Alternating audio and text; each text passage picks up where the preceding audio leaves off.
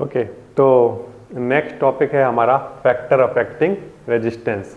सबसे पहला जो आपको पढ़ना है इसके लिए ओम्स लॉ आपने पढ़ लिया। ओम्स लॉ से फिर आपका रेजिस्टेंस टर्म निकल कर आया, फिर रेजिस्टेंस की डेफिनेशन पढ़ ली, फिर इसके बाद रेजिस्टेंस की यूनिट ओम, फिर उसमें आपने 1 ओम पढ़ लिया। ठीक है, अब बात आती है नेक्स्ट, ऐसे कौन कौन से फैक्टर हैं जो रेजिस्टेंस को चेंज कर सकते हैं।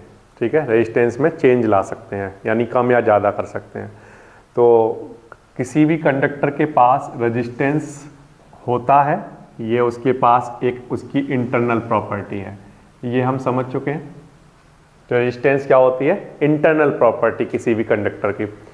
इंटरनल प्रॉपर्टी हम इसलिए कह रहे हैं कि जब किसी कंडक्टर में हमने किसी भी तरह का कोई पोटेंशियल डिफरेंस अप्लाई नहीं किया है, जब कोई पोटेंशियल डिफरेंस अप्लाई नहीं किया है, तब वहाँ पर जो इलेक्ट्रॉन होते हैं, जिनको आप फ्री इलेक्ट्रॉन कहते हो, वो फ्री इलेक्ट्रॉन क्या करते हैं? रैंडमली मूव करते रहते हैं, रैंडमली मूव कर रहे होते हैं। यानी कि मैं कह रहा हूँ कि ये इलेक्ट्रॉन इधर जा रहा होता है, ये इधर, ये इधर, ये इधर, ये इधर, ऐसे रैंडम मूव कर रहे होते हैं। ठीक है, यहाँ तक बात आती है समझ में? इस तरह के जो मोशन यहाँ पर हो रहे हैं, रैंडम मोशन है ना, ये रैंडम मोशन चेंज हो जाएंगे। ये जो रैंडम मोशन हो रहे हैं, ये किसी एक पर्टिकुलर डायरेक्शन में होने लगेंगे अगर मैं यहाँ पर एक पोटेंशियल डिफरेंस अप्लाई कर दूँ। पोटेंशियल डिफरेंस अप्लाई कर दूँ जब मैं ये कहता हूँ, तो इस बात का मीनिंग ये होता है कि मैं यहाँ पर एक सेल या बैटरी लगा दूँ। ठीक है, तो मैं यहाँ पर एक सेल लगा देता हूँ, ये मैंने स्विच ऑन कर दिया। जैसे ही मैंने स्विच ऑन किया तो सेल का ये वाला टर्मिनल, वायर का ये जो कंडक्टर है, इस कंडक्टर का ये वाला पार्ट किससे कनेक्टेड है? पॉजिटिव टर्मिनल से, तो ये पॉजिटिव हो गया। और ये वाला पार्ट किससे कनेक्टेड है? नेगेटिव से, तो ये नेगेटिव हो गया। ओके, जैसे ही ये टर्मिनल पॉजिटिव होता है तो ये जो इलेक्ट्रॉन फ्रीली रैंडमली इधर उधर मूव कर रहे थे, वो सब के सब ड्रिफ्ट करते हैं, घूमते हैं, जहां भी उनकी पोजीशन होती है उसी पोजीशन से ऐसे या ऐसे घूम जाते हैं, और सबके सब किधर जाने लगते हैं? नेगेटिव से पॉजिटिव टर्मिनल की तरफ। ठीक, तो ये सारे इलेक्ट्रॉन घूम जाते हैं, और घूमने के बाद, ड्रिफ्ट करने के बाद, सारे इलेक्ट्रॉन इधर जाने की कोशिश करते हैं। अब कोई इलेक्ट्रॉन सपोज करो यहाँ पर था जो इधर जा रहा था, अब जैसे ही पॉजिटिव टर्मिनल आया तो इसका टेंडेंसी क्या होगी? ये इधर से इधर घूमेगा और इधर जाने की कोशिश करेगा। लेकिन अगर इसके रास्ते में कोई एक दूसरा इलेक्ट्रॉन आ गया तो जब ये घूमा तो इससे टकराएगा, है ना, फिर टकराने के बाद हो सकता है ये इधर चला गया हो, ये वाला इलेक्ट्रॉन इससे टकराने के बाद इधर आ गया, लेकिन इसे जाना कहाँ था? यहाँ पर। तो फिर ये क्या करेगा? जिधर भी ये गया होगा वहाँ से फिर ड्रिफ्ट करेगा, सीधा जाने की कोशिश करेगा, फिर किसी से टकराएगा, फिर ये कहीं और चला जाएगा, फिर वहाँ से ड्रिफ्ट करेगा, फिर यहाँ पहुँचेगा। तो इलेक्ट्रॉनों के फ्लो को हम क्या कहते हैं? Electric current. तो यहाँ पर इलेक्ट्रिक करंट स्मूथ नहीं बन पा रहा है। स्मूथ इसलिए नहीं बन पा रहा है क्योंकि इलेक्ट्रॉनों की आपस में टक्करें हो रही है, उससे जो करंट की वैल्यू है उसमें कमी आ रही है ना। तो ये जो टक्करें हैं ये रेस्पॉन्सिबल हैं करंट को कम करने के लिए। इन्हीं टक्करों का नाम, इन्हीं कोलिजन्स का नाम हमने क्या रखा है? रेजिस्टेंस। ठीक, तो ये सारी कहानी कहाँ चल रही है? कंडक्टर के अंदर ही चल रही है। तो हमने कहा ये कंडक्टर की इंटरनल प्रॉपर्टी है जो कि किसको अपोज करती है? इलेक्ट्रॉनों के फ्लो को अपोज करती है, या मैं कहूँ इलेक्ट्रिक करंट को अपोज करती है। ये तो थी रेजिस्टेंस की बात। अब क्या हम कंडक्टर में कुछ चेंजेस लाकर जो इसका रेजिस्टेंस है उसको थोड़ा कम या ज्यादा कर सकते हैं? इस बात का मतलब मैं ये कह रहा हूं, क्या हम कंडक्टर की लेंथ, एरिया या किसी दूसरी चीज में चेंज लाकर ये जो कोलिजन्स हो रहे हैं इनको कम या ज्यादा कर सकते हैं? तो आंसर है हाँ। हम कुछ फैक्टर ऐसे हैं जिनको कंडक्टर की कुछ चेंजेस अगर हम ले आए तो वहां पर रेजिस्टेंस में चेंजेस आ जाएंगे। ठीक है, तो वो चेंजेस कौन कौन से हैं? पहला तो ये कि अगर आपके पास सपोज करो इतना बड़ा एक कंडक्टर है, ये, ठीक है, ये आपने एक कंडक्टर बनाया, ये कंडक्टिंग वायर बना रहा हूं मैं कोई, ठीक है, ऐसा ये इस कंडक्टिंग वायर की ये लेंथ है L, अभी जिसे आप ओरिजिनल लेंथ कह रहे हो। ओके, इस कंडक्टर की लेंथ को अगर मैं चेंज कर देता हूं, बढ़ा देता हूं, सपोज करो, तो मैं इतना बड़ा कर देता हूं ऐसा, ठीक, मतलब वही वायर मैंने इतना बड़ा ले लिया, अब मैंने लेंथ बढ़ा दी है, ठीक है। अब आप एक चीज सोचना ध्यान से कि एक इलेक्ट्रॉन जो यहां पर था, ठीक, एक इलेक्ट्रॉन जो कहां पर था, यहां पर था, उसका टारगेट कहां पहुंचना है, इस जगह पर। कहां पर पहुंचना चाहता है वो, इस जगह पर। जब वो यहां पर पहुंच जाएगा तो क्या होगा कि इलेक्ट्रॉन यहां से यहां मूव कर जाएगा। जब यहां से यहां मूव कर जाएगा तो हम कहेंगे इलेक्ट्रिक करंट बन गया, ठीक है ना, यही होगा। तो आप मुझे एक बात बताइए, जब ये यहां से यहां जा रहा होगा तो इसकी बहुत सारी टक्करें होने वाली हैं, कोलिजन होने वाली हैं, और ये टकराते टकराते यहां पहुंचेगा, ठीक। आप मुझे एक बात बताइए, टक्करें इस वाले इलेक्ट्रॉन की अगर ये इस कंडक्टर में है तब ज्यादा होंगी, या ये यहां से चलना स्टार्ट करेगा और यहां पहुंचना है तब ज्यादा होंगी? नीचे वाले में ज्यादा होंगी, यानी कि यहां से यहां पहुंचने में ज्यादा टक्करें हो जाएंगी, यहां से यहां पहुंचने में इसके कंपैरिजन में कम होंगी, कोलिजन्स कम होंगे। तो मैं कह रहा हूं अगर कोलिजन कम होंगे मतलब रेजिस्टेंस कम होगा। कब कम होगा? जब क्या कम होगी? लेंथ, है ना, ये वाली बात आ रही है समझ में। यहां पर लेंथ क्या है? ज्यादा। अगर लेंथ ज्यादा है तो क्या ज्यादा होगा? कोलिजन। कोलिजन ज्यादा है, इस बात का मतलब वहां पर क्या ज्यादा हो रहा है? रेजिस्टेंस। ठीक है, ये बात आ रही है समझ में। तो इसका मतलब ये हुआ कि जब कंडक्टर की लेंथ ज्यादा होती है तो वहां पर रेजिस्टेंस भी ज्यादा होता है, ठीक। तो मैं यहां से एक रिजल्ट बना रहा हूं कि जो रेजिस्टेंस होता है वो डायरेक्टली प्रोपोर्शनल होता है किसके? लेंथ ऑफ द कंडक्टर के। कोई डाउट है क्या इसमें? जितना बड़ा लेंथ उतनी ज्यादा रेजिस्टेंस, ठीक। ये हो गई एक बात। अब दूसरी बात, ये जो कंडक्टर मैंने लिया था जिसकी लेंथ है कोई L, ठीक, इस कंडक्टर को इसकी लेंथ को मैं चेंज कर रहा हूं, ठीक है। क्या कर रहा हूं? इस कंडक्टर की लेंथ को यहां से चेंज कर रहा हूं।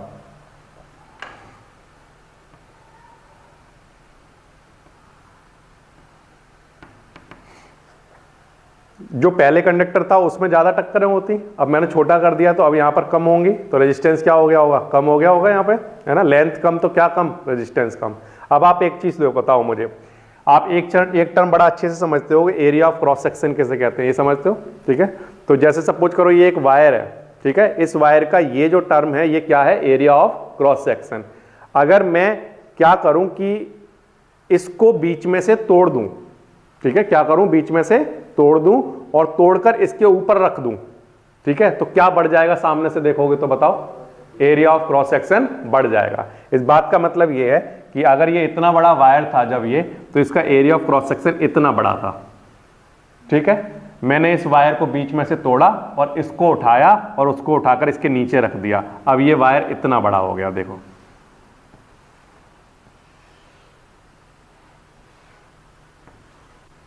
इसमें दो वायर हैं, समझ में आ रहा है कौन कौन से वायर? ये वाला वायर भी मैंने इसके नीचे रख दिया, तो अभी जो इसका एरिया ऑफ क्रॉस सेक्शन हो गया वो कितना बड़ा हो गया?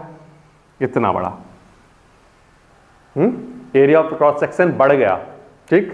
अब आप एक बात सोचो कि जब एरिया ऑफ क्रॉस सेक्शन इतना बड़ा था, जब पहले, जब जितना था पहले, उसमें ज्यादा टक्करें हो रही थी या अब ज्यादा टक्करें हो रही होंगी?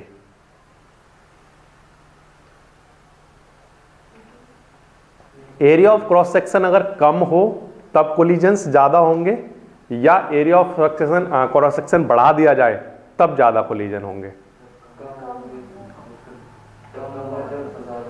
एरिया ऑफ क्रॉस सेक्शन अगर कम होगा तो वहां पर कोलिजन्स, नंबर ऑफ कोलिजन्स ज्यादा होंगे, है ना, यही ना। जैसे एग्जांपल के लिए अगर आप इतना देख पा रहे हो तो ये अभी इस रूम का एरिया ऑफ क्रॉस सेक्शन कह सकते हो, क्योंकि आपको सामने से ये दिखाई दे रहा होगा। तो जिस रूम में मैं यहाँ खड़ा हूँ, थोड़ी देर के लिए जितना वीडियो में दिखाई दे रहा है वो एरिया ऑफ क्रॉस सेक्शन ये है, ठीक। अब इस बोर्ड को मैं आधा कर दूं, अगर मैं आधा कर दूंगा तो अब एरिया ऑफ क्रॉस सेक्शन इतना बचेगा इसका, ठीक। तो अगर 10 लोग इतने एरिया में मूव कर रहे हैं, है ना, ठीक है, या 10 लोग सिर्फ इतने एरिया में मूव कर रहे हैं, तो बताइए कहां पर टक्करें ज्यादा होंगी? तो आंसर है जो जितना छोटा एरिया होगा वहां पर कोलिजन उतना ही ज्यादा होंगे। तो इसका मतलब एरिया कम होगा तो कोलिजन ज्यादा होंगे, मतलब क्या ज्यादा होगा? रेजिस्टेंस ज्यादा होगा। तो एरिया कम, रेजिस्टेंस ज्यादा। एरिया बड़ा होगा, लोग तो उतने ही है ना, तो अब वो बहुत देर बाद टकराएंगे क्योंकि उन्हें घूमने के लिए ज्यादा जगह मिल रही है ना। तो इसलिए हम कहेंगे कि जब भी रेजिस्टेंस की बात होगी एरिया ऑफ क्रॉस सेक्शन के साथ, तो वो उसके साथ कैसा होता है, इनवर्सली प्रोपोर्शनल। ये दोनों टर्म आपको रटने नहीं है, आपको समझ में आने चाहिए। लेंथ ज्यादा तो रेजिस्टेंस ज्यादा, क्यों ये समझ में आ गया आपको, क्योंकि वहां पर एक जगह से दूसरी जगह जाने में ज्यादा कोलिजन होंगे, इसलिए रेजिस्टेंस ज्यादा।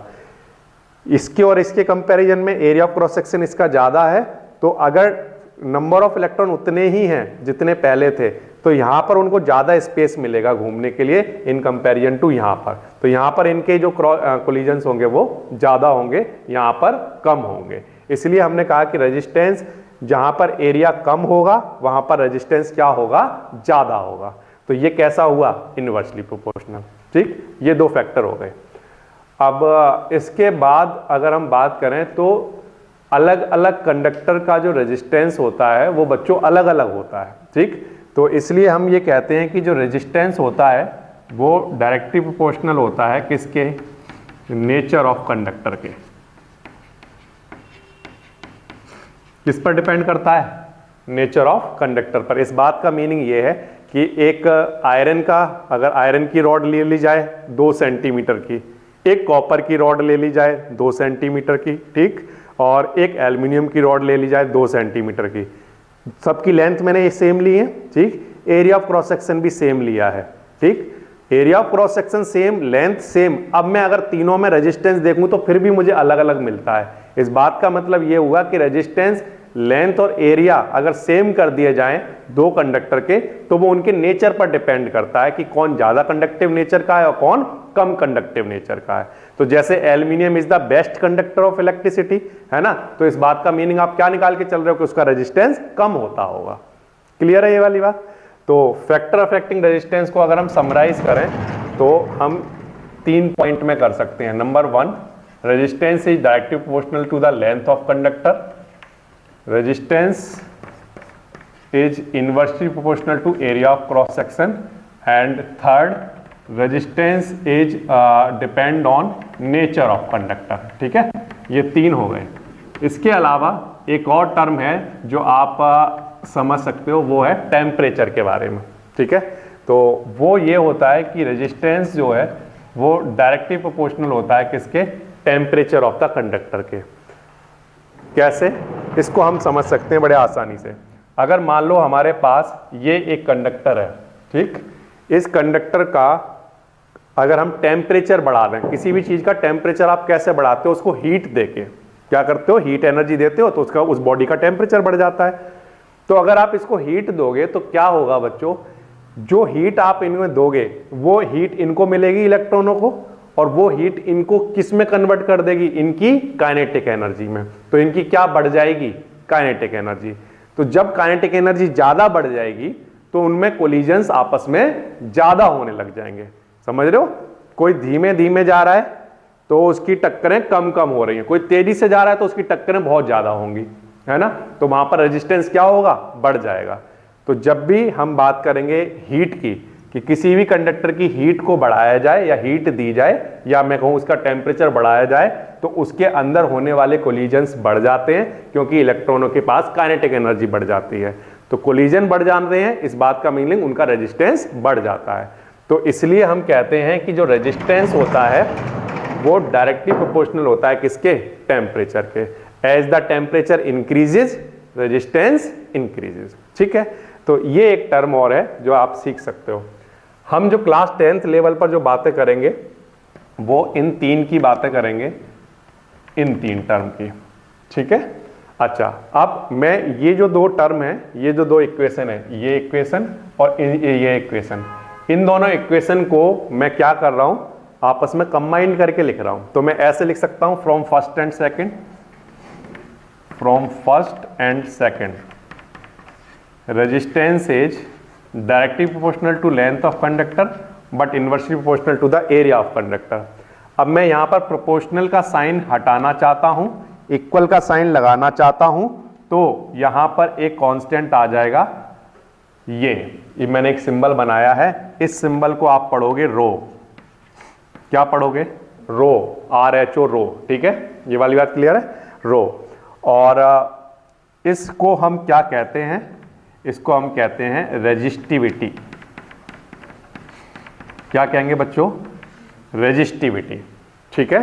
अच्छा, तो प्रोपोर्शन का साइन हटाया, इक्वल लगाया, यहां पर एक कांस्टेंट टर्म आ गया और साथ में क्या चल रहा है, L/A। ये हमारे पास एक फॉर्मूला बन के तैयार हो गया रेजिस्टेंस का in the term of length of conductor and area of cross section of conductor, where rho is the constant of proportionality and we called it resistivity, resistivity of the conductor, ठीक है।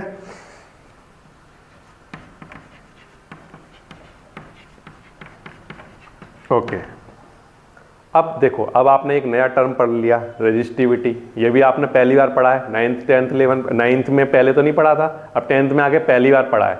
जब आप पहली बार कोई नया term पढ़ोगे तो उसकी डेफिनेशन फिर बनाओगे, जैसे आपने रेजिस्टेंस पहली बार पढ़ा था उसकी डेफिनेशन आपने पढ़ी। तो ऐसे रेजिस्टिविटी की अगर हम बात करें तो रेजिस्टिविटी के लिए सबसे पहले तो बच्चों हम बना लेंगे फॉर्मूला। रेजिस्टिविटी का फॉर्मूला क्या होता होगा, ये A इधर लेकर आ जाओ, है ना, और L नीचे लेकर आ जाओ, तो क्या फॉर्मूला बनता होगा बोलो, RA/L, ये, ठीक है ना। इसी फॉर्मूले में A को इधर लेकर आ गए, L को नीचे आ गए, नीचे लेकर आ गए, तो क्या बन गया, रो इक्वल्स टू RA/L, ये रेजिस्टिविटी का फॉर्मूला बन गया, ठीक है। फॉर्मूला तो बन गया, इसी फॉर्मूले से हम इसकी डेफिनेशन भी बनाएंगे। उसकी डेफिनेशन ध्यान से सुनो, बहुत बार एग्जाम में आई है, वेरी इंपॉर्टेंट वाला टर्म है ये। इसकी डेफिनेशन कैसे बनाएंगे, तो इसकी डेफिनेशन बच्चों बनाने के लिए हमने क्या किया, जो हम कंडक्टर लेकर चल रहे हैं उस कंडक्टर का एरिया ऑफ क्रॉस सेक्शन 1 कर दिया, उसकी लेंथ कितनी कर दी, 1 कर दी, तो उस केस में जो रेजिस्टिविटी होगी ये किसके इक्वल हो जाएगी, रेजिस्टेंस के इक्वल हो जाएगी या नहीं हो जाएगी, हो जाएगी। तो हम ये चाहते हैं कि एरिया और लेंथ दोनों कंडक्टर की 1 हो जाए, तो ऐसा करने के लिए हम एक कंडक्टर को चूज कर रहे हैं अपने कन्वीनियंट के लिए। उस कंडक्टर का नाम है क्यूब। क्या नाम है, क्यूब, ठीक है। वो हम इसलिए चूज कर रहे हैं कि जब भी क्यूब की बातें की जाती हैं, जैसे ये मैंने सपोज करो एक क्यूब की बात की, तो इस क्यूब की बात करने का बेनिफिट ये होगा कि अगर मैं ये कह दूं इस क्यूब की लेंथ 1 मीटर है, लेंथ कितनी ले लूं, 1 मीटर, एग्जाम्पल के लिए सिर्फ, तो एरिया ऑफ क्रॉस सेक्शन, ये सामने वाला एरिया अगर निकालने के लिए दिया जाए तो बताइए इसका आंसर कितना आएगा। तो लेंथ इनटू क्या, ब्रेड्थ।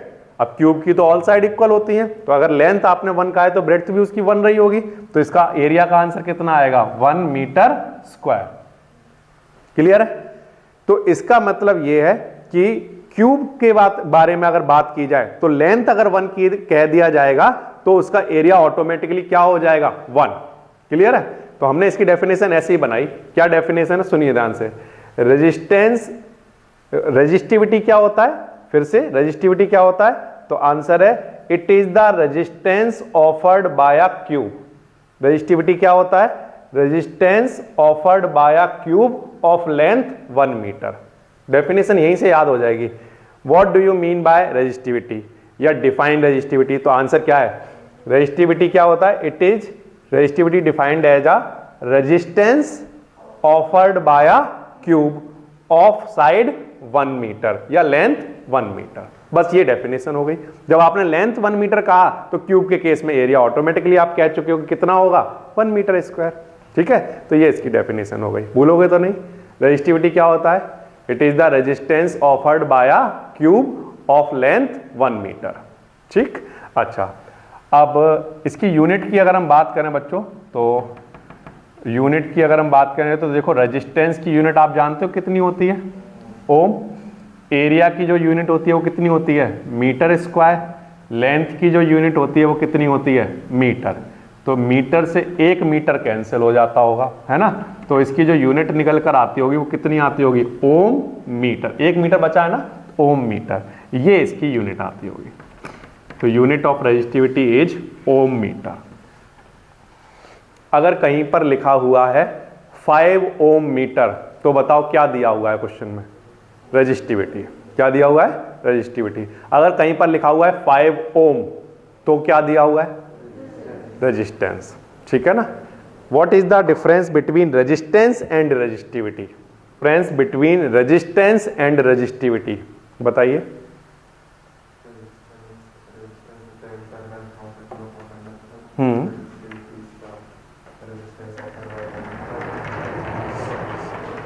अगर मैं इसको आपको एक फिगर बना के समझाऊं तो आप इसको ऐसे समझो, देखो जैसे मान लो ये एक कंडक्टर है, ठीक है, ये एक कंडक्टर है, इस कंडक्टर की लेंथ L है, या L इक्वल्स टू एग्जाम्पल के लिए सपोज करो 10 मीटर है, ये 10 मीटर का एक कंडक्टर है, ठीक है।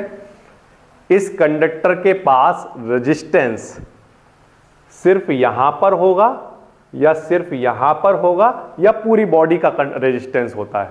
Resistance through out the body होता है, बताइए। Through out the body resistance किसका होता है? कंडक्टर का होता है ना। रेजिस्टेंस जो है वो इंटरनल प्रॉपर्टी है कंडक्टर की, तो वो तो सभी जगह देखने को मिलेगी। क्लियर है ये वाली बात? ठीक। अब मेरी बात ध्यान सुनना। आपने कहा, मैंने आपसे पूछा बताओ इस जगह पर इस कंडक्टर का रेजिस्टेंस कितना है, जबकि मैंने आपको कहा कि इस कंडक्टर का रेजिस्टेंस 5 ओम है। कितना है? 5 ओम। तो मैंने आपसे पूछा अच्छा बताना इतनी जगह में कंडक्टर का रेजिस्टेंस कितना है, तो आप कहोगे मुझे नहीं पता। क्या कहोगे? मुझे नहीं पता, ठीक है, क्योंकि जो 5 ओम रेजिस्टेंस दिया है वो पूरे कंडक्टर का दिया हुआ है, ठीक है ना, कि जो जितने भी टोटल कोलिजन हो रहे हैं उनसे जो रेजिस्टेंस टोटल बन रहा है वो कितना बन रहा है? 5 ओम, ठीक। तो लेकिन आपसे जब पूछा गया इतनी जगह का बताना कितना रेजिस्टेंस है इतनी सी जगह में, तो आप कहोगे मुझे नहीं पता। लेकिन हाँ, मैं एक बात जरूर बता सकता हूं कि 1 मीटर लेंथ में कितना रेजिस्टेंस है ये मैं बता सकता हूं। तो आपको पहले से बता रखा था कि इस कंडक्टर की जो रेजिस्टिविटी है वो एग्जाम्पल के लिए सिर्फ जैसे सपोज करो 10 की पावर -2 है, इतना ओम मीटर है। तो अगर मैंने आपसे पूछा कि इतनी जगह का बताना रेजिस्टेंस कितना है, तो आप कहोगे इतनी जगह का तो नहीं पता, लेकिन मैं 1 मीटर का बता सकता हूं कि इसके 1 मीटर में कितना रेजिस्टेंस होगा। तो आंसर है इतना। कितना होगा? 10 की पावर -2। हर जगह हर 1 मीटर पर इसका रेजिस्टेंस कितना होगा? 10 की पावर -2। क्लियर है? कैसे? देखो हमने ये पढ़ा था कि रेजिस्टिविटी क्या होता है, तो आंसर है it is the resistance, it is the resistance offered by a cube of length 1 metre. तो यानी किसी भी कंडक्टर के पर मीटर में जितना रेजिस्टेंस होता है वो उसकी क्या कहलाता है? रेजिस्टिविटी पर यूनिट लेंथ में। ये वाली बात आ रही है समझ में? तो अगर ये 10 मीटर का कंडक्टर है तो इसकी हर 1 मीटर लेंथ में अगर इस कंडक्टर की रेजिस्टिविटी 10 टू द पावर -2 है तो इसकी हर 1 मीटर की लेंथ का रेजिस्टेंस कितना होगा? तो आंसर इतना ही होगा जितनी उसकी रेजिस्टिविटी होगी, क्योंकि रेजिस्टेंस किसके इक्वल होता है? रेजिस्टिविटी के। कब? जब कंडक्टर की लेंथ कितनी ली जाए? 1 मीटर। तो ये बात आ गई समझ में? फिर से एक कंडक्टर है जिसकी लेंथ है सपोज करो 5 मीटर, ठीक, उसकी रेजिस्टिविटी है 100 ओम मीटर। इस बात का क्या मीनिंग है बताओ? इस बात का मीनिंग यह है कि जो 5 मीटर का आपने कंडक्टर लिया है उसके 1 मीटर में कितना रेजिस्टेंस है? 100 ओम। कितना है? 100 ओम। क्लियर है ये वाली बात? तो ये डिफरेंस होता है रेजिस्टेंस एंड रेजिस्टिविटी में। Resistance through out the conductor full value होती है ये, और ये जो वैल्यू होती है वो रेजिस्टेंस की वैल्यू होती है 1 मीटर में, ठीक है। ये डिफरेंस है। जैसे सिल्वर के बारे में बात की हुई है, सिल्वर, इसकी रेजिस्टिविटी बता रखी है ओम मीटर में, ओम मीटर में, ठीक है। कितनी है? 1.6 इंटू 10 टू द पावर -8, ठीक है। क्लियर है? और फिर आप नीचे की तरफ जब जा रहे हो तो नीचे की तरफ जाने पर आपको ग्लास दे रखा है, ग्लास और पेपर और भी कई सारे दे रखे हैं, जैसे ग्लास 10 टू द पावर कितना? 10 से 10 टू द पावर 14 तक। इस तरह से ये ग्लास की रेजिस्टिविटी दे रखी है, ठीक है। अब इस टेबल में से देखकर आपको ये बताना है which is the best conductor of electricity. इस टेबल में से देखकर ऐसा क्वेश्चन एग्जाम में आता है कि ये एक टेबल है रेजिस्टिविटी की, या आपको कुछ रेजिस्टिविटी की वैल्यू दे दी जाती हैं 3 या 4, उनमें से वो पूछता है कि बताओ या इनमें से सबसे बेस्ट कंडक्टर कौन है इलेक्ट्रिसिटी का, या इनको इनकी कंडक्टिविटी के असेंडिंग या डिसेंडिंग ऑर्डर में लगाइए। ऐसा क्वेश्चन आपसे पूछा जाता है। तो बच्चों एक बात ध्यान से सुनो, हम जानते हैं कि रेजिस्टिविटी का फॉर्मूला होता है RA/L, या हमने रेजिस्टेंस का फॉर्मूला पढ़ा है ρL/A। ठीक है बच्चों, ये फॉर्मूला हमने पढ़ा है। आप बोर्ड पर ध्यान से देखो, रेजिस्टेंस क्या डायरेक्टली प्रोपोर्शनल नहीं है रेजिस्टिविटी के? है, ठीक है। तो आपने कहा रेजिस्टेंस डायरेक्टली प्रोपोर्शनल है रेजिस्टिविटी के, बट वी नो दैट कि जो करंट होता है वो इनवर्सली प्रोपोर्शनल होता है किसके? रेजिस्टेंस के। रेजिस्टेंस जितना कम करंट उतना ज़्यादा, ये हमने पढ़ा है। अच्छा, तो हम क्या यहाँ से ये कह सकते हैं कि रेजिस्टेंस क्योंकि डायरेक्टली प्रोपोर्शनल है तो रेजिस्टेंस की जगह हमने क्या लिख दिया यहाँ पर? रेजिस्टिविटी। ये क्लियर है? तो यहाँ से करंट क्या आ गया? Inversely proportional to resistivity. यानी कि किसी भी कंडक्टर की, या मुझे कहना चाहिए किसी भी बॉडी की रेजिस्टिविटी जितनी कम होगी उसकी कंडक्टिविटी उतनी ही ज़्यादा होगी, उतना ही अच्छा कंडक्टर वो रहा होगा।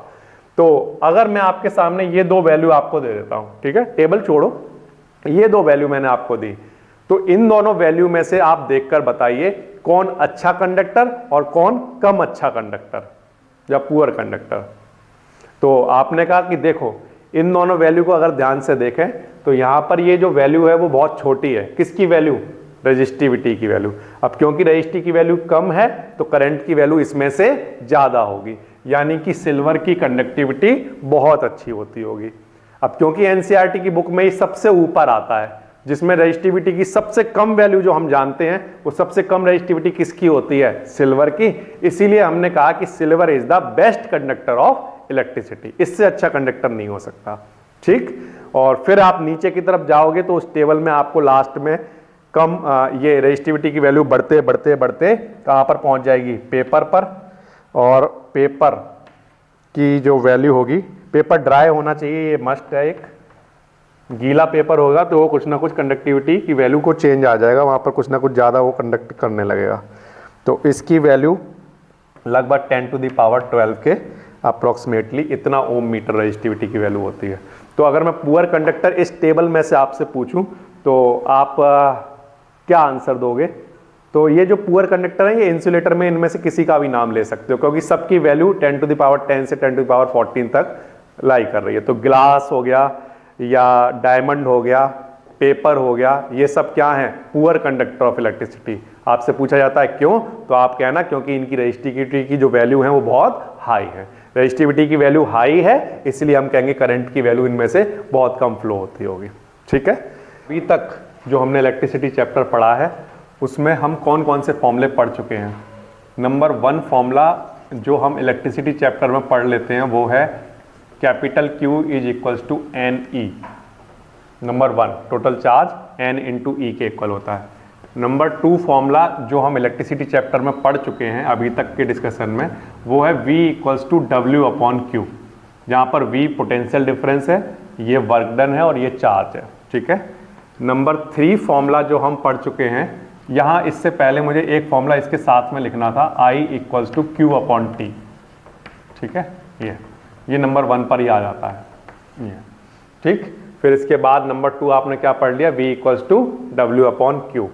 और नंबर 3 जो फॉर्मूला आपने पढ़ लिया वो है V इज इक्वल्स टू क्या? IR। ठीक, और नंबर 4 जो वेरी इंपॉर्टेंट वाला फॉर्मूला है वो आपने पढ़ लिया, resistance equals to resistivity L/A। ठीक है, ये मेजर फॉर्मूले हैं जो आप यूज करोगे न्यूमेरिकल में।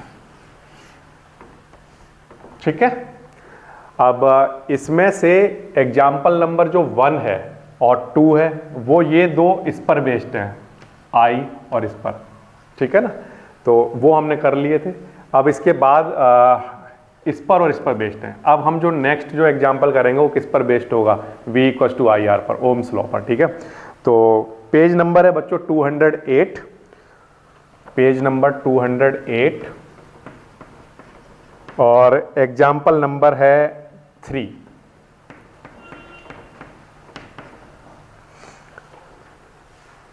How much current will an electric bulb draw from a 220 volt source if the resistance of bulb filament is 1200 ohm? तो जब आपने क्वेश्चन पढ़ा तो सबसे पहला काम आप ये करो कि क्वेश्चन को पढ़ के जो जो गिवन है वो सबसे पहले लिख लो, ठीक है। तो मैं यहाँ पर नोट कर लेता हूँ, मुझे जब क्वेश्चन को मैं पढ़ता हूँ तो मुझे सबसे पहले एक वोल्टेज दिखाई दिया कि वोल्टेज गिवन है 220 वोल्ट। जब मैं वोल्टेज कहता हूँ इसका मतलब potential difference. If the resistance of bulb filament is 1200 ओम, तो रेजिस्टेंस गिवन है 1200 ओम। ये how much current will an electric heater coil draw from 220 volt source if the resistance, okay ये सेकंड पार्ट है। पहले पार्ट में भी करंट ही आपसे पूछा हुआ है, हाउ मच करंट ये पूछा हुआ है, ठीक है। तो बच्चों देखो सुनो ध्यान से, पहले आपने क्वेश्चन को पढ़ा, क्वेश्चन को पढ़ के आपने सबसे पहले क्या लिख लिया यहाँ पर बोर्ड पर, गिवन, ठीक। फिर आपने क्या लिख लिया, जो रिक्वायर्ड है, जो भी रिक्वायर्ड फिजिकल क्वांटिटी वो लिख ली। फिर थर्ड स्टेप में क्या लिखोगे, इनके आपस में रिलेशन। इनके आपस में रिलेशन बिल्कुल क्लियर दिखाई दे रहे हैं, V equals to I R. तो ये लिखोगे V is equals to I R. V हमें पता है पहले से कितना, या आप एक काम ये भी कर सकते हो कि जब भी आप फॉर्म रिलेशन लिखते हो ना, तो उस रिलेशन को लिखने के बाद उस रिलेशन को रिक्वायर्ड क्वांटिटी के टर्म में कन्वर्ट कर लो। तो ये रिक्वायर्ड क्वांटिटी कौन सी है, I, यानी इस फॉर्मूले को I के टर्म में कन्वर्ट कर लो। इस बात का मतलब ये है कि I इधर ही रहने दो और R नीचे लेकर आ जाओ, तो I का फॉर्मूला क्या बन जाएगा, V अपॉन R। इसमें वैल्यू पुट कर दो। अगर आप ऐसा नहीं करना चाहते तो ये कोई नेसेसरी स्टेप नहीं है, ठीक। अच्छा, तो यहां से V की वैल्यू कितनी है हमारे पास 220 और R की वैल्यू कितनी है 1200। इस क्वांटिटी को सॉल्व करना है आपको, और इसको सॉल्व करके मैं डायरेक्टली इसका आंसर लिख रहा हूं यहां से देखकर 0.18। ये इतना एम्पियर आपका आंसर आएगा, क्योंकि आप क्या निकाल रहे हो, करंट निकाल रहे हो, तो आंसर किस में आएगा, एम्पियर में, ठीक है। ये बिल्कुल आसान है। अब उसने क्वेश्चन का एक और पार्ट बना दिया, ये तो हो गया फर्स्ट पार्ट। अब उसने सेकेंड पार्ट में ये कहा कि आप वोल्टेज उतना ही रखना, मतलब 220 वोल्ट, बट इस बार रेजिस्टेंस को चेंज कर लेना। रेजिस्टेंस आप लेकर चलना किसी हीटर कॉइल का 100 ओम, और अब करंट बताओ कितना होगा। तो कैसे करोगे, बिल्कुल आसान है, I तो निकालना है। I का फॉर्मूला क्या होता है in the term of V and R, I is equals to V upon R। V पता है पहले से, R की वैल्यू कितनी है 100, है ना। इस क्वांटिटी को सॉल्व कर लेंगे तो ये हमारे पास कितना बन रहा होगा 2.2, इतना क्या, एम्पियर, ठीक है। तो सब कुछ तो दिया ही हुआ है, कुछ ऐसा कुछ नया तो करना नहीं पड़ा, बस गिवन क्वांटिटी लिखो, रिक्वायर्ड क्वांटिटी लिखो, उनका फॉर्मूला लिखो, वैल्यू पुट करो, आंसर सामने आ गया, ठीक है। तो ये आसान वाले एग्जांपल है सब। इसके बाद next example number 12.4। The potential difference between the terminal of an electric heater is 60 volt. सबसे पहले तो मुझे एक हीटर का वोल्टेज गिवन है कि उसे कितना सप्लाई किया जा रहा है, 60 वोल्ट। जब उसे 60 वोल्ट सप्लाई किया जाता है when it draw a current of 4 ampere, तो उस टाइम जो उसका करंट ड्रॉ हो रहा होता है, वहां पर करंट फ्लो हो रहा होता है, वहां पर कितना, 4 एम्पियर, ठीक, okay. What current will the heater draw if the potential difference is increased to 120 volt. अगर इस वोल्टेज को 60 वोल्ट से 120 वोल्ट कर दिया जाए तो बताइए उस टाइम वो कितना करंट लेगा, ठीक है। करंट ड्रॉ का मतलब समझ रहे हो क्या होता है,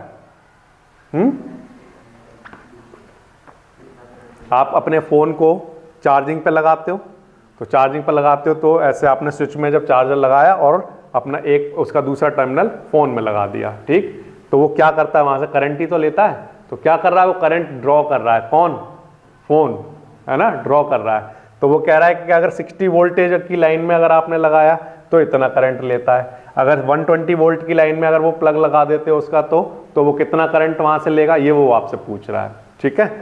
तो V और I पहली कंडीशन दे रखी है, दूसरी दे रखी है। तो अब देखो जो डिवाइस है वो तो चेंज कर नहीं रहे हो आप, डिवाइस तो वही रख रहे हो। तो अगर आप डिवाइस वही रख रहे हो तो आप उस डिवाइस का क्या चेंज नहीं होगा, क्या चेंज नहीं होगा बोलो? रेजिस्टेंस तो चेंज नहीं होगा। किसी कंडक्टर का जो रेजिस्टेंस होगा वो तो फिक्स होगा, वो तो चेंज नहीं कर रहे हम। तो हम पहले यहां पर क्या करें, क्या कैलकुलेट कर लें? रेजिस्टेंस। फिर रेजिस्टेंस हमें पता चल जाएगा, वोल्टेज हमें पता चल जाएगा, तो हम क्या निकाल लेंगे? करंट। ठीक है, तो सबसे पहले हम आर कैलकुलेट कर लेते हैं।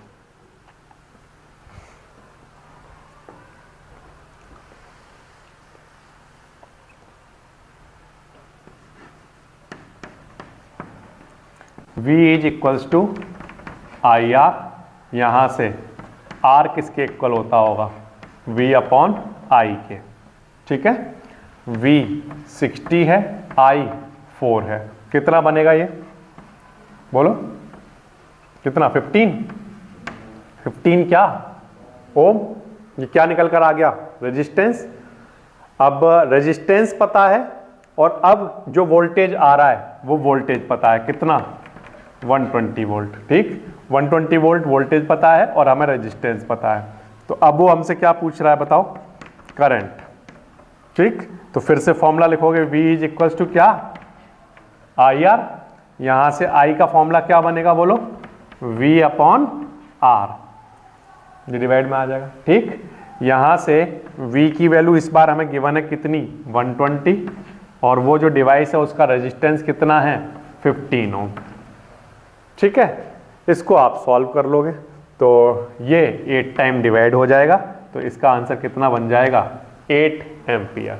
तो इसका मतलब अगर 60 वोल्ट अगर आप दोगे तो वो 4 एम्पियर लेगा, लेकिन अगर आप 120 वोल्ट देने लग जाओगे उस डिवाइड को तो वो कितना ड्रॉ कर रहा होगा? 8 एम्पियर करंट ड्रॉ करेगा। ठीक है, इस तरह से आप इसको कर सकते हो। समझ आ गया कैसे किया?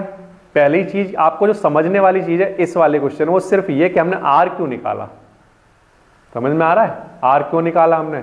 क्योंकि जो कंडक्टर होगा उसका आर फिक्स रहेगा, आर चेंज नहीं होगा, है ना।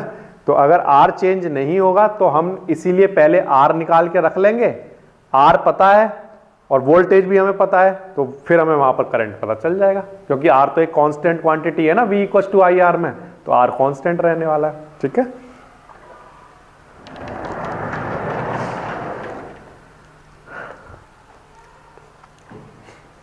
एग्जाम्पल नंबर 12.5, पेज नंबर 208 ही चल रहा है और इस क्वेश्चन को पढ़ रहा हूं। ये क्वेश्चन है resistance of a metal wire of length 1 metre, length given है 1 मीटर।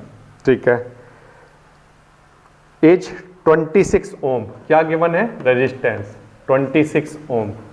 ठीक है, एट 20 डिग्री सेल्सियस टेम्परेचर हमें गिवन है। If the diameter of the wire is 0.3 ohm, diameter given है 0.3 mm, है ना। डायमीटर गिवन है 0.3 mm, mm को मीटर में कन्वर्ट कर रहा हूं, 1000 से डिवाइड करा रहा हूं, या मैं इंटू 10⁻³ करा दूं तो वो मीटर में कन्वर्ट हो जाएगा। ठीक है, इसके बाद what will be the resistivity, resistivity आपको निकाल कर देनी है। ठीक, बताओ उस बोर्ड पर देखकर कौन सा फॉर्मूला काम करेगा?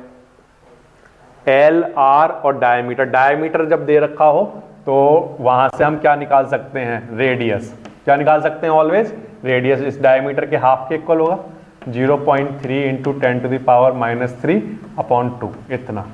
ये क्या होगा? रेडियस। और रेडियस अगर पता हो तो हम क्या पता कर सकते हैं? एरिया। किससे? πr² से, है ना। एरिया का फॉर्मूला πr² क्यों लगा रहे हो सर? आपको कैसे पता चला कि area of cross section πr² होगा? तो आंसर क्वेश्चन में लिखा हुआ है कि वो एक मेटल वायर है, और वायर जो होते हैं वो क्या होते हैं? सिलेंडर, और सिलेंडर का क्रॉस सेक्शन का एरिया कैसा होता है? सर्कुलर। क्लियर है? अच्छा, तो एरिया हमें पता है, तो एल पता है, आर पता है, और इस सब क्वांटिटी से क्या पता है? एरिया। ठीक, और हमें क्या निकालना है? रेजिस्टिविटी। कौन सा फॉर्मूला काम करेगा बताइए? 4th नंबर वाला, है ना। तो यहां पर we know that R is equals to ρL/A। हालांकि हमने रेजिस्टिविटी का फॉर्मूला भी हमने पढ़ लिया था कि A को इधर लेकर आ गए थे, है ना, तो A/L हो गया था वो फॉर्मूला रेजिस्टिविटी का डायरेक्ट, है ना। अब इसको सॉल्व करना है। Resistivity equal to R, R की वैल्यू कितना 26, एरिया कितना पाई आर स्क्वायर, पाई की वैल्यू 3.14 लिख रहा हूँ और आर स्क्वायर यानी दिस क्वांटिटी का स्क्वायर 0.3 इंटू 10⁻³ अपॉन 2 इस सब का होल स्क्वायर। ठीक है, और अपॉन में क्या चलेगा लेंथ, लेंथ हमें गिवन है कितनी 1। ठीक, ये क्या लिखा है आर। ठीक है, फिर एरिया लिखना था तो पाई आर स्क्वायर और अपॉन में क्या लिख दिया ये लेंथ। ठीक, अब बस आप क्या टैलेंट है कि आप इसकी कैलकुलेशन कैसे करोगे। ठीक, कैलकुलेशन करके आपका आंसर आ जाना है। कैलकुलेशन करने के लिए आप क्या करोगे 26 इंटू 3.14 इंटू 0.3 का स्क्वायर कराओ तो कितना बनेगा 0.09 ये बनेगा। ठीक है, और ये 10⁻³ का स्क्वायर कराओगे तो बोलो कितना आएगा 10⁻⁻6, ये दोनों मल्टीप्लाई हो जाएंगे। ठीक है, और नीचे 2 का स्क्वायर कितना चलने लगेगा 4। यहां पहुंच गए। ठीक, अब इसके बाद क्या करो जितने भी पॉइंट है वो सब वहां से हटा दो जहां जहां पॉइंट लिखे हुए हैं। ठीक है, तो मैं यहां से पॉइंट हटाता हूं मान लो, है ना, तो नीचे क्या आएगा बोलो 100 आएगा 100, और वो 100 ऊपर जाकर ऐसा लिख सकता हूं क्या 10⁻²। समझ में आई बात। नीचे यहां से पॉइंट हटाया तो नीचे 100 का मतलब 10⁻² हुआ ना, वो ऊपर जाएगा तो क्या बन जाएगा 10⁻²। ठीक, ऐसे ही यहां से पॉइंट हटाऊं तो नीचे कितना आएगा 100 मतलब 10⁻², और वो ऊपर जाएगा तो क्या बन जाएगा 10⁻²। ये सारे पॉइंट हट चुके हैं वो हमारे सामने से। अब हमारे पास बचा क्या है वो हम देख लेते हैं, या यहां से कुछ और कैंसिल होता हुआ दिखाई दे तो वो कर लेना। जैसे 2 से ये 2 टाइम कैंसिल, है ना, ये कितने टाइम कैंसिल 13 टाइम कैंसिल। 2 से फिर ये भी कैंसिल होता हुआ दिखाई देगा, जैसे 2 1 जा 2, 2 5 जा 10 और 2 7 जा 14। ठीक, अब हमारे पास देखो बच्चों बचा क्या क्या है 13, 157, 9, ये 3 क्वांटिटी बची है, और इनटू 10⁻⁻6 -2 -2 -8 और -2 -10, ये सब ऐड हो जाएंगे। मल्टीप्लाई चल रहा ना तो पावर क्या हो जाएंगी ऐड, तो 6 और 2 8 और 2 10, कैसा माइनस का, वो यहां लिख लिया। ठीक, अब हमारा काम है इन तीनों को मल्टीप्लाई कराना। तीनों का मल्टीप्लाई करा के मैंने यहां लिख दिया है, और इनटू में चल रहा है 10 की पावर क्या -10। ठीक है, अब आप क्या करोगे इसको स्टैंडर्ड फॉर्म में लेकर आना है आपको। किस फॉर्म में लाना है, आंसर ऑलवेज किस फॉर्म में दोगे आप, स्टैंडर्ड फॉर्म में, मतलब पहली डिजिट के बाद पॉइंट लगाना है आपको। ठीक, तो यहां से पहली डिजिट के बाद अगर आपको पॉइंट लगाना है तो यहां से जितनी पीछे डिजिट लिखी हुई हैं उतने ही जीरो कम हो जाएंगे। तो कम करो 1.83, है ना, 69 ऐसे लिखा आपने। अब पॉइंट के बाद कितनी डिजिट है यहाँ पर 4, तो उतने ही जीरो यहाँ पर कम कर दो, तो 10 में से 4 कम हो जाएंगे, तो यहाँ पर कितना बचा होगा -6, इतना ओम मीटर। ये इसका आंसर बन जाएगा। ठीक है, ये वाली बात आ रही है समझ में। एक बात ध्यान रखना, यहाँ माइनस में लिखी हुई है क्वांटिटी, ठीक है, तो अगर इधर पॉइंट लगा रहे हो आप, है ना, तो ये कम हो जाता है। ठीक है, और अगर यहाँ पर प्लस में होता तो वो बढ़ जाता, ये ध्यान रखना। ठीक है, ये हो गया आपका एग्जाम्पल नंबर 12.5। कैसे किया एक बार फिर से, लेंथ पता है, रेजिस्टेंस पता है, एरिया पता है, रेजिस्टिविटी पूछी है। रेजिस्टिविटी का फॉर्मूला हम जानते हैं RA/L, R पता है, A पता है, L पता है, वैल्यू पुट करोगे उसके बाद तो बस मल्टीप्लाई वगैरह रह जाएगा। ठीक है, one material having length L and area of cross section A has a resistance 4 ohm. What would be the resistance of another wire of same material having length L/2 and area of cross section 2A? ये है example number 12.6 and page number है ये 209। तो question में उसने ये कहा है कि अगर मान लो आपके पास एक कंडक्टर हो इस तरह का, ये एक कंडक्टर है, इसकी लेंथ L है और इसका एरिया ऑफ क्रॉस सेक्शन जो है वो कैपिटल A है या स्मॉल a, कैपिटल A है। ठीक है, ये है। ठीक है, और इसका जो रेजिस्टेंस है वो 4 ओम है, रेजिस्टेंस 4 ओम। ठीक है बच्चों, इतनी इंफॉर्मेशन दे रखी है। अच्छा, अब मैं आपसे ये पूछता हूं कि अगर इसका रेजिस्टेंस 4 ओम है ना, तो इसके रेजिस्टेंस का फॉर्मूला क्या रहा होगा? मैं पहले तो वो लिख देता हूं, R इक्वल्स टू क्या होता है बच्चों? रो एल बाय ए। ये फॉर्मूला पढ़ा है आपने, ठीक है। अब मेरी बात ध्यान से सुनना, रेजिस्टेंस कितना है? 4, ठीक है। रेजिस्टिविटी रो, मैंने माना रो रही होगी कुछ। अच्छा, लेंथ एल, एरिया ए, ये ठीक, ये सब मैंने रख दिया। आर की वैल्यू 4, ये मेरे पास एक इक्वेशन आ गई, ठीक है। यहां तक कोई प्रॉब्लम नहीं। अब वो ये कह रहा है कि इसी मटेरियल को का जो लेंथ है उसमें कुछ चेंज कर दिया जाए, उसको हाफ कर दिया जाए और area of cross section double कर दिया जाए। यानी इसी वायर को लो आप और इसको ऐसा कर दो, इसकी जो लेंथ है वो l/2 कर दो, बट जो एरिया ऑफ क्रॉस सेक्शन है वो a/2 कर दो। तो बताइए इसका रेजिस्टेंस कितना होगा? ये वो आपसे पूछ रहा है। क्वेश्चन समझ में आ गया वो क्या पूछ रहा है? वो कह रहा है कि जो ये वाला कंडक्टर था इसकी लेंथ तो हाफ कर दी जाए, ऐसे मोड़ दो बीच में से, तो लेंथ हाफ हो गई, और जब मोड़ दोगे तो जो एरिया ऑफ क्रॉस सेक्शन है वो बढ़ जाएगा, वो डबल हो जाएगा। यहां पर मुझे 2a लिखना चाहिए, ठीक है। कितना? 2a, ठीक। तो लेंथ हाफ और एरिया ऑफ क्रॉस सेक्शन आपको डबल करना है। तब रेजिस्टेंस कितना हो जाएगा? पहले अगर 4 ओम था, अब कितना होगा? तो एक बात ध्यान से सुनो, इसके जो रेजिस्टेंस का फॉर्मूला होगा वो बताओ कितना होगा। मैंने माना इसका रेजिस्टेंस R डैश होगा, ठीक है। तो रेजिस्टेंस का फॉर्मूला क्या होता है बच्चों, बताना? रो L/A, ठीक है। अब ये R डैश लिखा है मैंने, तो यहां पर L डैश और A डैश लिखूंगा। जो मेरा नया एरिया है वो क्या है? A डैश, और जो नई लेंथ है वो क्या है? L dash. ओके, तो रेजिस्टिविटी पर डैश क्यों नहीं लगाया आपने? तो आंसर है वो मटेरियल तो वही है, और मटेरियल जो सेम है तो उसकी रेजिस्टिविटी तो वही रही होगी। तो अगर यहां रो से डिनोट किया है तो यहां पर भी रो से डिनोट करोगे। ये वाली बात क्लियर है, ठीक। अब R डैश ऐसे ही ठीक है, रो ऐसे ही ठीक है। L डैश की वैल्यू कितनी? L/2, ठीक है। A डैश की वैल्यू कितनी? 2a, ये भी ठीक है। R डैश ऐसे ही ठीक है, रो ऐसे ही ठीक है। ये वाला 2 यहां मल्टीप्लाई होने जा रहा है, तो L/ में क्या आ जाएगा बोलो? 4a, ठीक है यहां तक। अच्छा, इसके आगे देखो, इसके आगे R डैश इक्वल्स टू, ये वाला जो 4 लिखा हुआ है इसको मैं ऐसे लिख सकता हूं क्या? 1/4 आगे लिख लूं क्या इसको, है ना। और क्या बच जाएगा बोलो? रो L/A, यही तो बच जाएगा। तो यहां पर लिख दिया रो L/A ऐसे, ठीक है। 1/4 आगे लिख दिया और रो L/A ये लिखा है। अब बच्चों कहीं पर अगर रो L/A लिखा हो तो उसे क्या लिखा जा सकता है? 4। उसकी वैल्यू कितनी होगी? 4। तो इस क्वांटिटी की जगह, रो L/A की जगह हम क्या लिख रहे हैं? 4। 4 से 4 कैंसिल, तो आंसर कितना आ जाएगा? 1 ओम।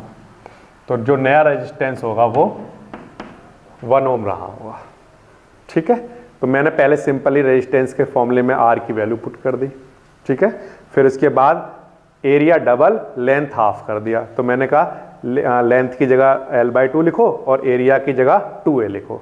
यहाँ से ये 2 और ये 2 मल्टीप्लाई होकर यहाँ 4 बन गया था, तो यहाँ से 1/4 हमने आगे लिख दिया, और रो L/A ये जो बचा इसको हम पहले ही कह चुके थे किसके इक्वल है? 4 के इक्वल। उसकी वैल्यू पुट की तो आंसर 1 ओम आ जाएगा, ठीक है। तो इसका मतलब ये है कि अगर किसी कंडक्टर का, ध्यान से सुनो बच्चों, अगर किसी कंडक्टर का लेंथ हाफ कर दिया जाए तो उसका एरिया ऑफ क्रॉस सेक्शन क्या हो गया? डबल, और जो उसका रेजिस्टेंस है वो कितने टाइम्स हो गया? 1/4 टाइम्स। ये रिजल्ट बना देखो कितने टाइम्स हो जाता है? 1/4 टाइम्स। तो ये एक स्टैंडर्ड रिजल्ट बन गया, ठीक है। फिर से एक कंडक्टर है जिसका रेजिस्टेंस है 16 ओम। कितना है? 16 ओम। उसकी लेंथ मैंने हाफ कर दी, area of cross section double कर दिया। अब बताइए उसका रेजिस्टेंस कितना होगा? 4 ओम। पहले जितना था उसका कितने टाइम्स हो जाएगा? 1/4 टाइम्स ऑलवेज, ठीक है। तो उसका आंसर 4 ओम आएगा। इस तरह से आप कर सकते हो। एग्जाम्पल पेज नंबर 209, एनसीईआरटी की बुक निकाल लीजिए, पेज नंबर 209, और इसमें क्वेश्चन नंबर 1 पढ़ रहा हूं।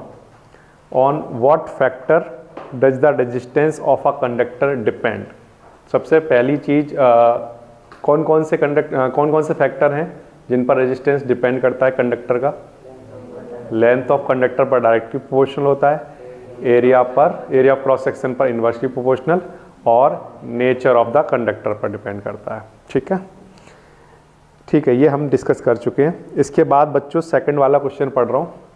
क्वेश्चन नंबर 1 हम डिस्कस कर चुके। क्वेश्चन नंबर 2 की अगर हम बात करें तो उसमें पूछा है will current flow more easily through a thick wire और a thin wire of the same material when conducted to the same source and why?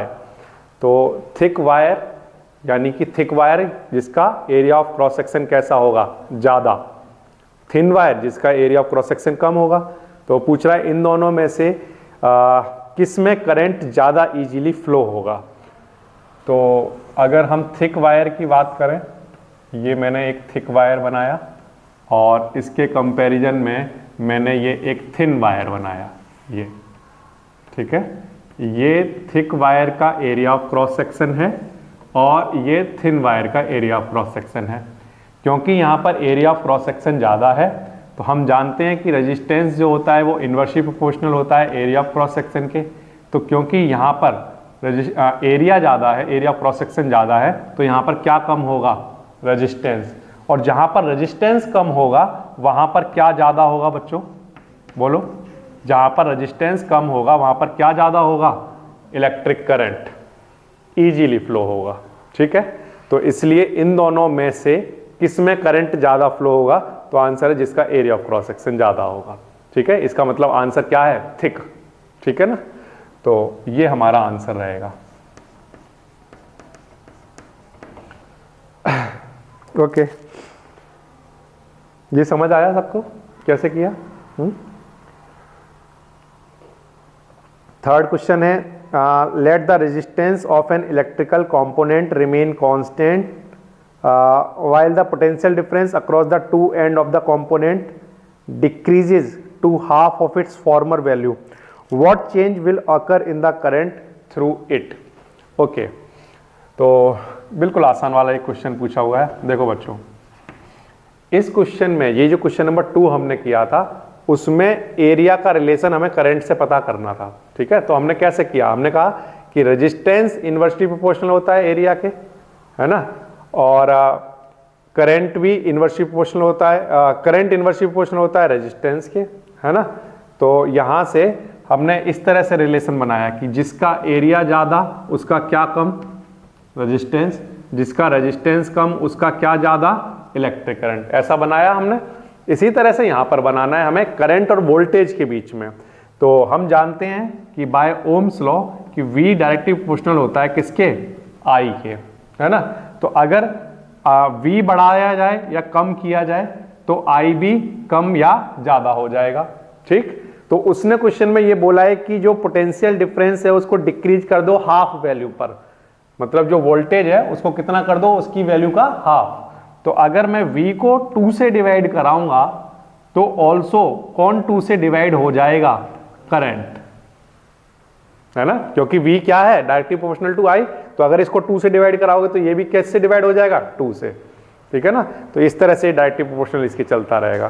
तो जब भी पोटेंशियल डिफरेंस किसी भी कंडक्टर के अक्रॉस हाफ कर दिया जाएगा तो उस कंडक्टर के थ्रू जो करंट फ्लो होगा उसकी वैल्यू भी हाफ हो जाएगी। ठीक है, ये इस तरह से आप इसके थर्ड पार्ट को समझा सकते हो। इसके बाद why are coils of electric toaster and electric iron made of an alloy rather than a pure metal? Why are coils of electric toaster and electric irons made of an alloy rather than a pure metal? Pure metal और alloy के बीच में क्या difference है?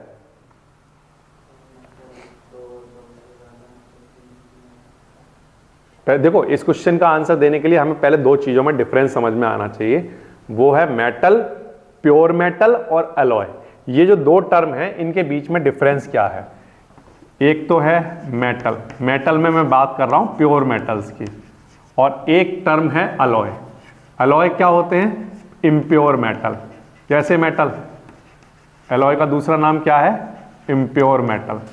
ठीक है ना, impure metal का मतलब ये है कि एक प्योर मेटल के साथ कुछ क्वांटिटी किसी दूसरे मेटल की या किसी दूसरे नॉन मेटल की, ठीक है, मिला दी जाएगी तो वो मिलकर क्या तैयार हो जाता है, उस मेटल का अलॉय। ठीक, तो जब मैं किसी एक प्योर मेटल में कुछ क्वांटिटी किसी दूसरे मेटल या नॉन मेटल्स की मिला देता हूं तो जो इम्प्योर मेटल या जिसे हम एलॉय कहते हैं जो बनके तैयार होता है, उसकी प्रॉपर्टी प्योर मेटल के कंपैरिजन में बिल्कुल अलग अलग हो जाती हैं। जैसे एग्जाम्पल के लिए, जैसे सपोज करो प्योर मेटल की कुछ रेजिस्टिविटी का आंसर है 10 ओम मीटर, एग्जाम्पल के लिए सिर्फ। अगर मैं इस प्योर मेटल में कुछ नॉन मेटल या मेटल मिला दूं थोड़ा सा परसेंटेज में, तो वो इसका एलॉय बनके तैयार हो जाएगा। वो जो एलॉय होगा उसकी रेजिस्टिविटी 10 नहीं होगी, उसकी रेजिस्टिविटी कितनी हो जाएगी, 100। कितनी हो जाएगी, 100। तो जो एलॉय होते हैं उनकी रेजिस्टिविटी क्या होती है, ज्यादा, बहुत ज्यादा हाई होती हैं। जो एलॉय होते हैं उनकी रेजिस्टिविटी प्योर मेटल के कंपैरिजन में हाई होती हैं। अब रेजिस्टिविटी हाई होने से फायदा क्या होता है, तो आंसर है कि रेजिस्टिविटी जो होता है वो डायरेक्टली प्रोपोर्शनल होता है किसके, रेजिस्टेंस के, बट रेजिस्टेंस इनवर्सली प्रोपोर्शनल होता है किसके, करंट के। ये वाली बात आ रही है समझ में। तो रेजिस्टिविटी अगर हाई होगी तो क्या ज्यादा होगा, रेजिस्टेंस, वहां से कम क्या फ्लो होगा, करंट, और ऑल्सो रेजिस्टेंस हम जानते हैं डायरेक्टली प्रोपोर्शनल होता है किसके, टेम्परेचर के। तो अगर रेजिस्टिविटी हाई होगी तो कौन ज्यादा होगा, रेजिस्टेंस, और रेजिस्टेंस ज्यादा होगा तो वहां पर क्या ज्यादा डेवलप हो जाएगा, टेम्परेचर, हीट। तो अगर आप इलेक्ट्रिक टोस्टर या आयरन की बात करनी है तो वहां तो आप हीट को ही तो यूज करोगे, तो हीटिंग इफेक्ट के लिए आपको क्या करना पड़ेगा, वहां पर रेजिस्टेंस ज्यादा क्रिएट करना पड़ेगा। और रेजिस्टेंस तभी आप ज्यादा क्रिएट कर सकते हो जब वहां पर क्या ज्यादा कर दो आप, रेजिस्टिविटी। ठीक है ना।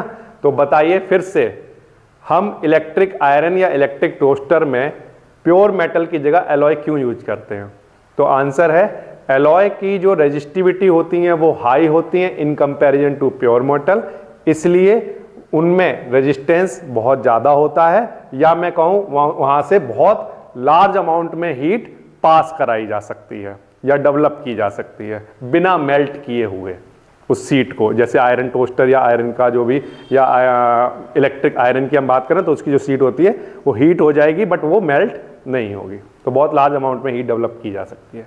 ये इसका एक आंसर रहेगा। ठीक है। अलॉय के ऑल्सो बच्चों मेल्टिंग पॉइंट हाई होते हैं, ये बात ध्यान रखना, और रेजिस्टिविटी हाई होती है। ठीक है, इसलिए इनको यूज करते हैं। इसके बाद क्वेश्चन नंबर 5 की बातें करते हैं। Use the data in table 12.2 to answer the following, which among iron and mercury is better conductor. NCERT की बुक में एक टेबल दे रखी है जो मैंने आपको दिखाई थी रेजिस्टिविटी के लिए, है ना, रेजिस्टिविटी की एक टेबल है। तो उसमें से देखकर ये बताना है कि आयरन और मरकरी में से कौन बेटर कंडक्टर है। तो हमने ये डिस्कस कर चुके हैं कि जिसकी रेजिस्टिविटी की वैल्यू जितनी कम, उसमें रेजिस्टेंस उतना कम, उसमें करंट उतना ही ज्यादा अच्छे से फ्लो होगा, वो उतना ही अच्छा कंडक्टर होगा। तो आप केवल ये चेक कर लो कि आयरन और मरकरी में से किसकी रेजिस्टिविटी कम है। आयरन ऊपर आ रहा है, मरकरी नीचे आ रहा है, तो नीचे की तरफ रेजिस्टिविटी बढ़ रही है, तो आयरन की कम है।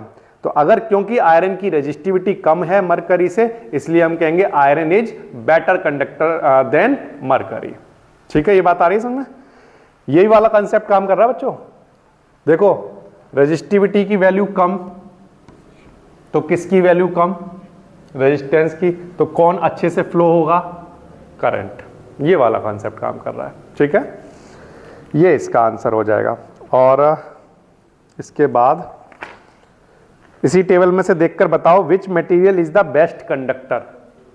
सिल्वर, है ना, रेजिस्टिविटी जो सबसे कम जिसकी होगी वो सबसे अच्छा कंडक्टर होगा। तो टेबल में देखने पर पता चलता है कि सिल्वर की वैल्यू, रेजिस्टिविटी की वैल्यू सबसे कम है, इसलिए वो बेस्ट कंडक्टर माना जाएगा। ये जो टेबल दे रखी है इसमें से।